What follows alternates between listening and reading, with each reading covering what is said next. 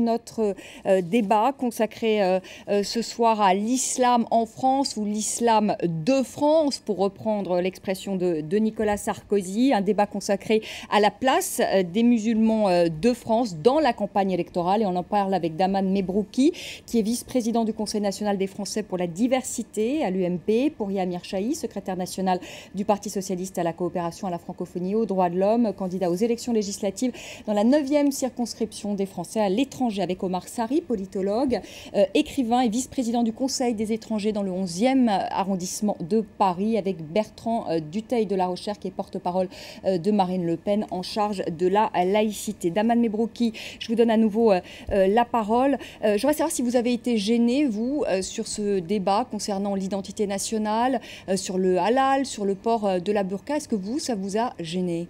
Oui, quand on est musulman, on est toujours gêné par de tels débats, par l'ampleur, par la chose.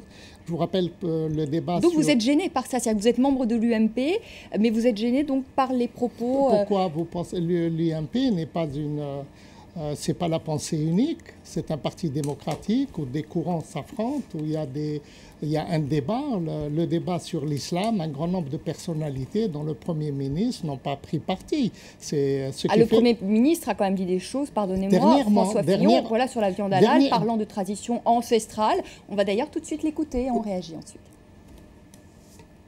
Je pense que les religions devraient réfléchir au maintien de traditions qui n'ont plus grand-chose à voir avec l'état aujourd'hui de la science, l'état de la technologie, les problèmes de santé. Il y a des traditions qui sont des traditions ancestrales qui ne correspondent plus à grand-chose alors qu'elles correspondaient dans le passé à des problèmes d'hygiène.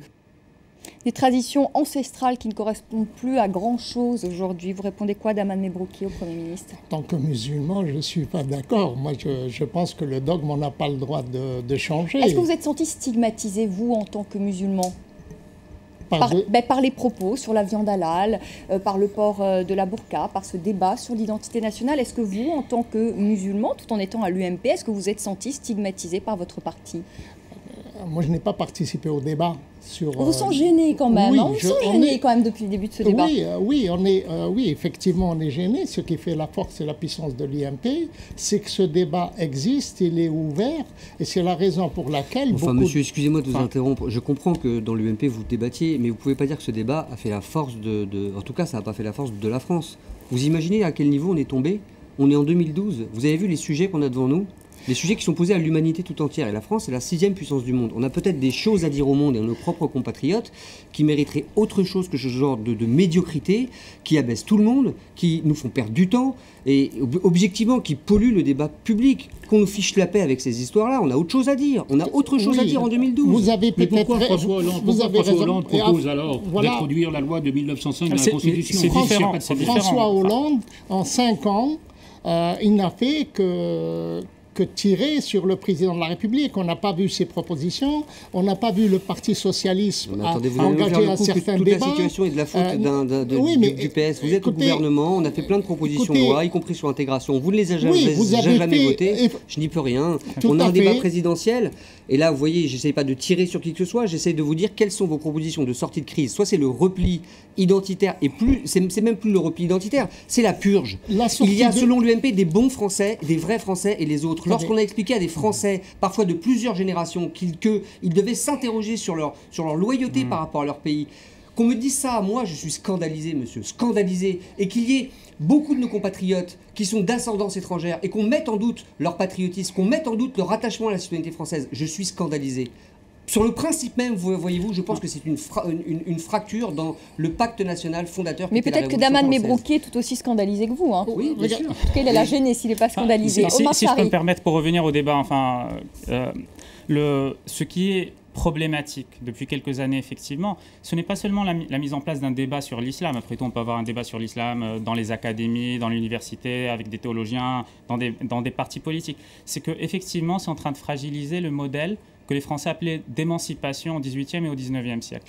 Quand, en septembre 1791, les révolutionnaires français ont décidé ce qu'ils appelaient l'émancipation de la communauté juive, ils ne demandaient pas à chaque individu en particulier de prouver qu'il était capable d'être un citoyen. C'était en vrac Pourquoi c'était en vrac? Parce que c'était ainsi qu'on comprenait la citoyenneté et l'espace public.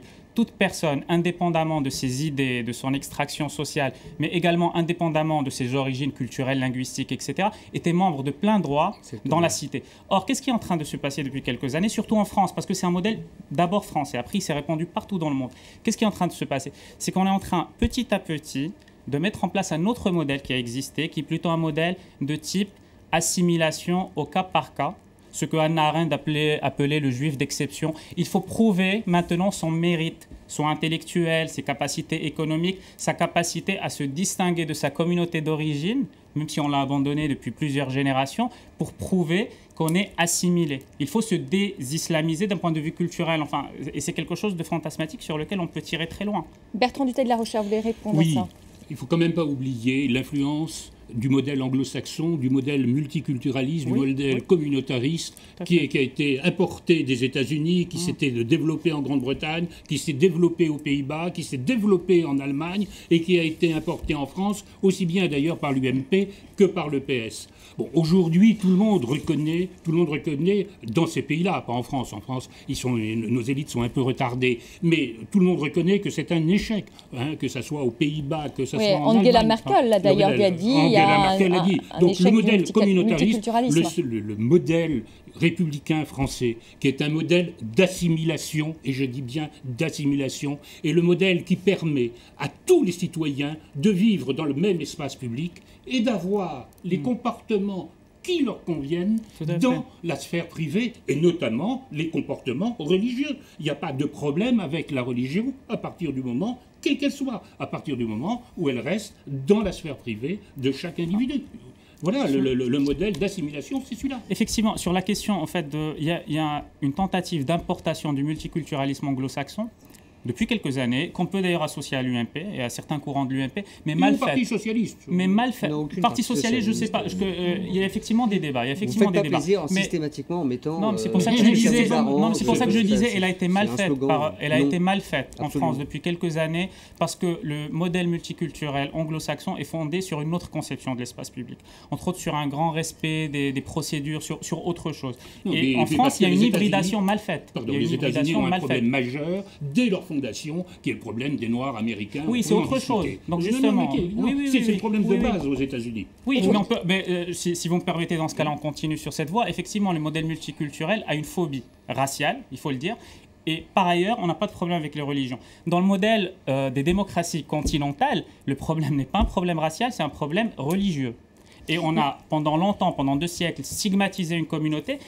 La crainte aujourd'hui, c'est qu'on va remettre le même modèle en cherchant autre chose. Mais comment vous expliquez qu'il y a justement dans les musulmans.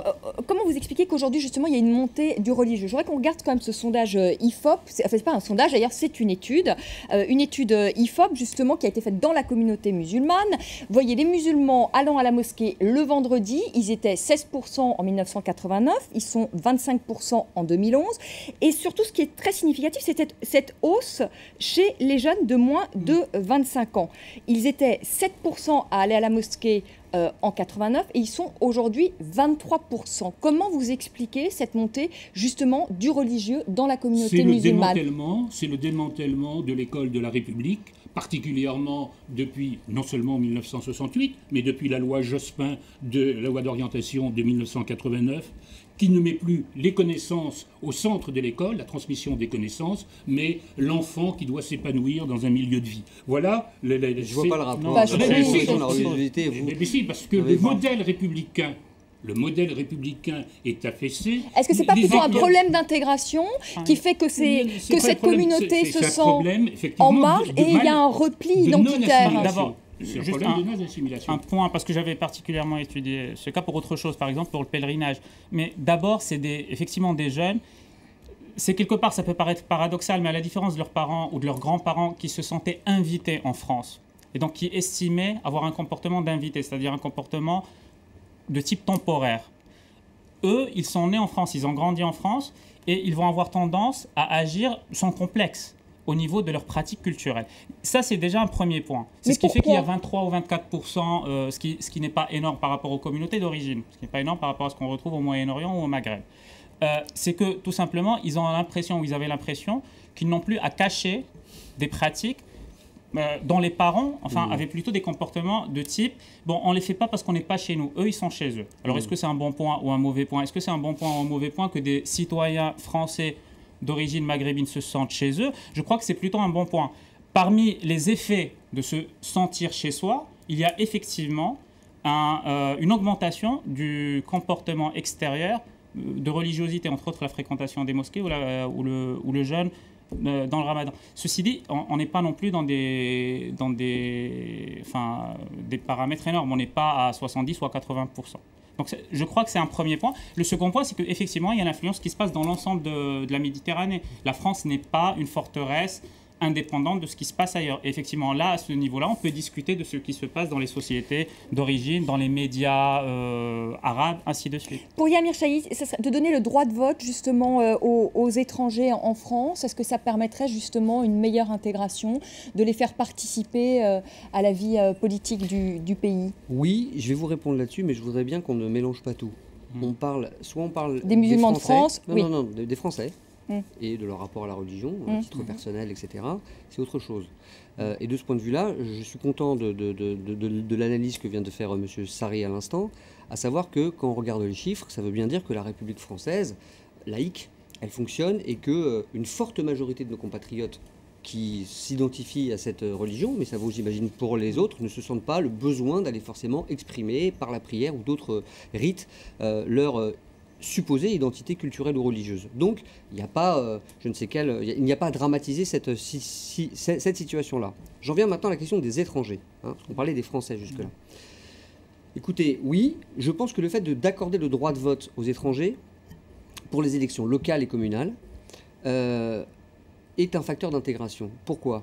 Pour une raison évidente que vous expliquez à n'importe quel enfant déjà dans une classe. À partir du moment où vous responsabilisez les gens en leur demandant de participer aux activités de la cité, vous avez des questions qui sont posées à tout le monde. Le ramassage des déchets ménagers, la question des routes, de la signalisation, bref, tout ce que font les conseils municipaux.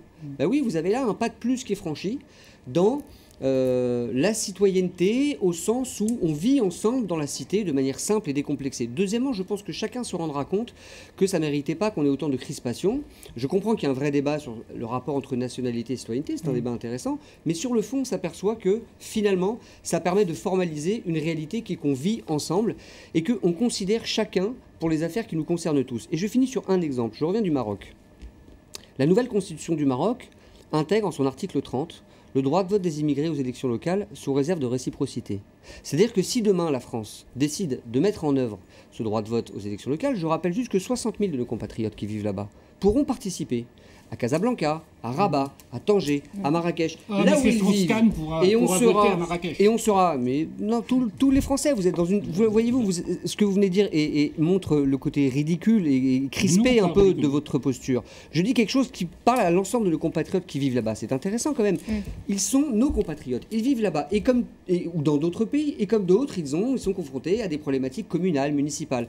Ce serait quand même une belle avancée, une belle expression de la citoyenneté que des deux côtés de la Méditerranée, pour des affaires locales, encore une fois, on puisse considérer chaque personne, dès lors qu'elle est là depuis un certain temps, mettons 5 ans, puisse participer aux affaires de la commune. Ça me semble intelligent et ça me semble respecter l'esprit même de la démocratie au sens même étymologique du terme. On arrive bientôt au terme de ce débat. Omar Sarri, vous allez réagir peut-être rapidement, mais on a vraiment très peu de temps. Je voudrais savoir si vous considérez aujourd'hui que les musulmans de France sont aujourd'hui pris en otage, notamment par les partis politiques. Est-ce qu'ils sont instrumentalisés, D'abord, moi, puisqu'il faut aller vite, je refuse même l'expression musulmans de France en tant que communauté. Ça n'existe pas. Il n'y a pas un parti musulman, il n'y a pas de représentants. Qui les a représentés? Qui demande à moi ou à vous de représenter? Je parle au nom de problèmes particuliers, au nom du 11e arrondissement par exemple, pour des problèmes particuliers.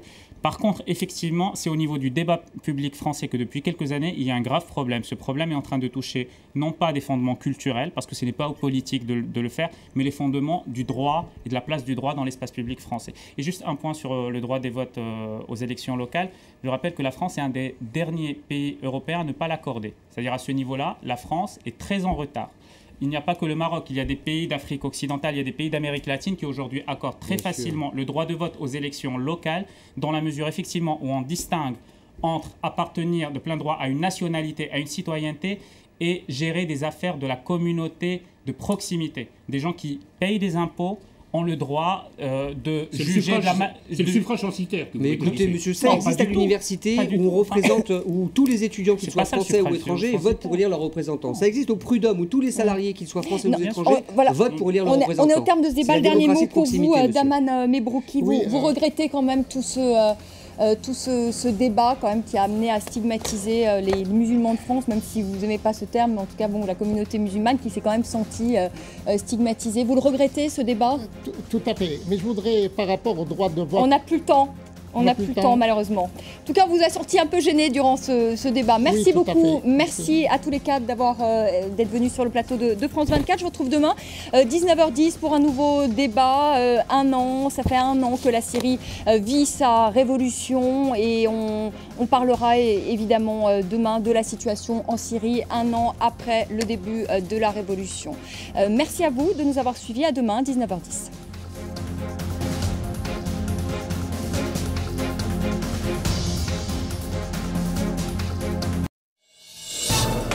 À l'occasion de l'élection présidentielle, RFI et France 24 s'associent pour vous proposer un grand rendez-vous politique.